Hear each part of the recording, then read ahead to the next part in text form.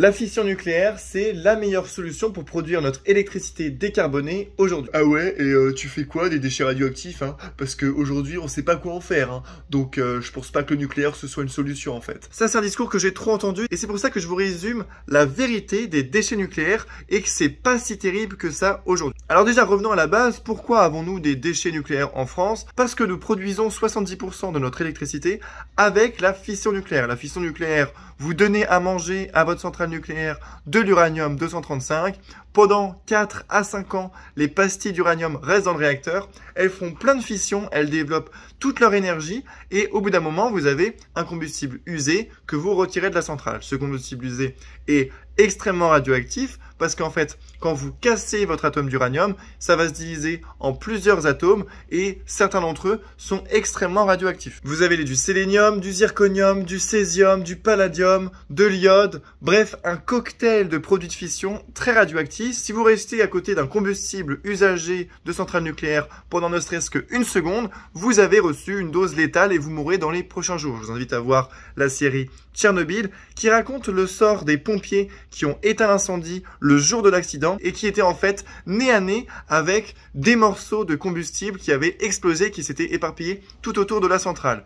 Il y avait une radioactivité devant eux de 150 sieverts par heure, soit 150 000 millisieverts, sachant que on est censé se prendre au cours d'une année 1 millisievert. Donc eux, en une heure, ils se sont pris 150 000 fois la dose annuelle naturelle. Et donc les déchets radioactifs, vous avez plusieurs types. Déjà, 60% des déchets radioactifs en France viennent de l'industrie nucléaire. Le reste, c'est la recherche, l'armée, etc. Les déchets radioactifs, c'est un peu comme de l'alcool. Vous avez des alcools comme du rhum, de la vodka, des alcools très forts et qui sont très dangereux si vous en prenez en grande quantité, et des alcools moins forts comme le vin, le cidre, etc. C'est pareil, vous avez plusieurs types de déchets. Vous avez les déchets de haute activité, les déchets de moyenne activité à vie longue, donc qui sont un peu moins forts, des déchets de faible activité à vie longue. Donc ça, c'est les trois plus problématiques parce que ou vous avez un déchet qui est extrêmement radioactif, donc dangereux, à vie courte, mais bon, il est dangereux, donc il faut quand même bien le traiter. Ou alors vous avez des déchets radioactifs qui sont pas si dangereux que ça, mais comme ils sont à vie longue, ils restent dangereux pendant des dizaines de milliers d'années et il faut savoir bien les traiter. Parmi tous les déchets nucléaires, 99,9% de la radioactivité est contenue dans les déchets de haute activité et de moyenne activité. C'est donc surtout cela dont il faut s'occuper. Et la clé de cette vidéo, l'argument que je voudrais que tout le monde retienne, c'est quelle quantité de ces déchets on a. C'est vrai qu'on entend souvent « Oh, ça fait des déchets radioactifs », mais on ne se rend pas compte de la quantité qu'il y a. Il y en a extrêmement peu. Tenez-vous bien, depuis le début de l'industrie nucléaire, vous avez fin 2019, 42 000 mètres cubes de déchets de moyenne activité à vie longue, donc cela dangereux pendant des dizaines de milliers d'années, et 4 000 mètres cubes de déchets de haute activité extrêmement dangereux.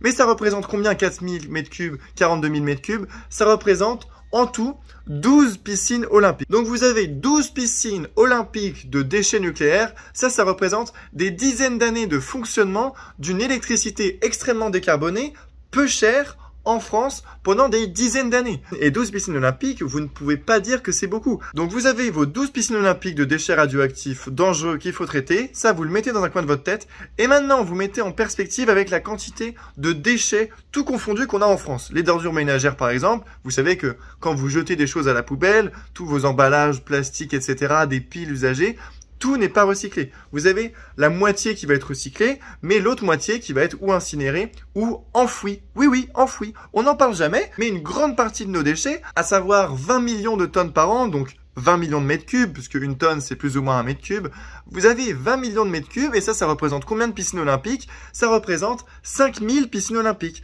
Donc vous avez d'un côté 12 piscines olympiques depuis le début de l'industrie nucléaire qu'on a entre les mains et dont il faut s'occuper. Et tous les ans, on enfouit l'équivalent de 5000 piscines olympiques. Et parmi ces 5000, il y en a l'équivalent de 500 qui sont des déchets dangereux, comme de l'amiante, des produits chimiques en tout genre, mais qui sont quand même dangereux. Pas radioactifs, mais dangereux quand même.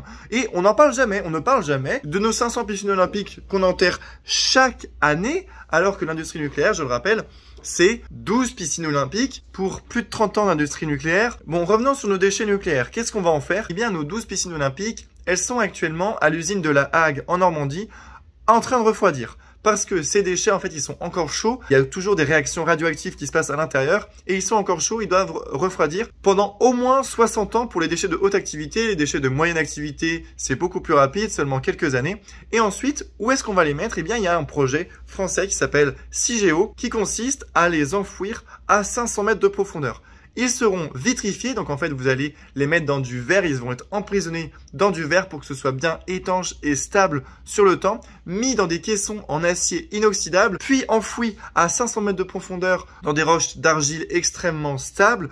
Tout a été pensé pour que sur des milliers, voire des dizaines de milliers d'années, ça ne bouge pas. Peu importe ce qui se passe en surface, ça ne bougera pas. Donc je pense sincèrement que la problématique des déchets radioactifs, c'est clairement rien par rapport à la problématique qu'on a avec des énergies renouvelables intermittentes. Je ferai une autre vidéo à ce sujet. Mais pour résumer, si on veut se passer du nucléaire, vous allez avoir des éoliennes, des panneaux solaires. Il faudra des dizaines de milliers d'éoliennes qui comportent chacune 3 pales, des pales en composite qui ne sont aujourd'hui pas recyclables. Bref, il y a d'énormes problématiques, sans compter les batteries au lithium qui vont servir de stockage d'énergie la nuit, parce que la nuit, quand vous n'avez pas de soleil, vos panneaux solaires ne fonctionnent pas. Si jamais vous n'avez pas de vent, vous avez besoin d'un stockage.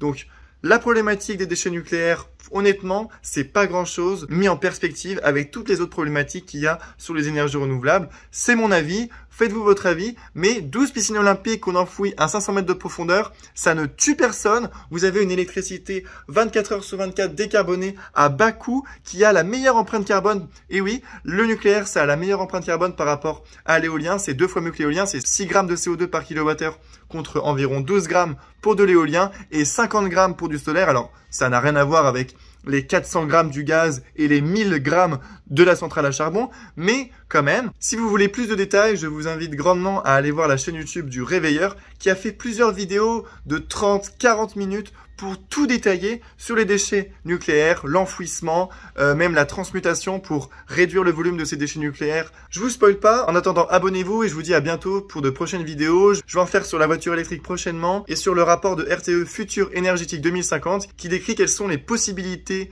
de mix électrique qu'on peut avoir d'ici 2050 entre le solaire, l'éolien, les barrages, les centrales nucléaires pour décarboner notre industrie et notre électricité.